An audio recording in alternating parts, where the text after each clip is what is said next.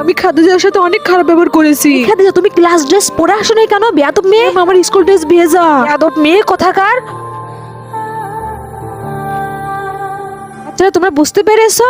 হ্যাঁ ম্যাডাম আমরা বুঝতে পেরেছি। ম্যাম আমি একটা প্রশ্ন বুঝিনি। আরে অন্ধ হয়ে গেছিস, তোরা আবার বুঝাইতে হবে নাকি আলাদা করে রে? হ্যাঁ ম্যাডাম মানে চলো বাচ্চা টিফিনের সময় হয়ে গেছে। আরে আজকে তো আমি টিফিনই আনিনি। আরে আমি এনেছি। কোনো ব্যাপার না, এই যে আমি টিফিন এনেছি, এই নে বল্টু তুই নে। ইয়ে আমাকেও একটা দে না।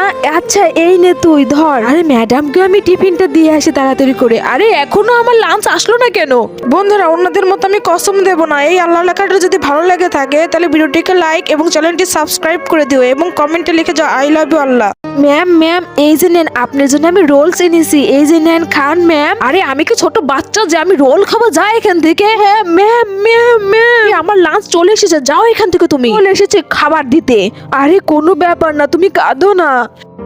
আরে ক্লাসে তো খাদিজা আসেনি। আচ্ছা কোনো ব্যাপার না, না আসাই ভালো। আরে টিফিন হয়ে গেছে, তাড়াতাড়ি চলো টিফিন করতে। আজকেও তো আমি টিফিন আনিনি। আরে ওখানে রোল পড়ে আছে। কি করবো, ওটাই খেতে হবে আমাকে। আমার তো ভুল হয়েছে, খাদিজার সাথে অমন ব্যবহার করেছি বলে আমাকে ক্ষমা করে দিও খাদিজা। হে উপরওয়ালা তুমিও আমাকে ক্ষমা করে দাও।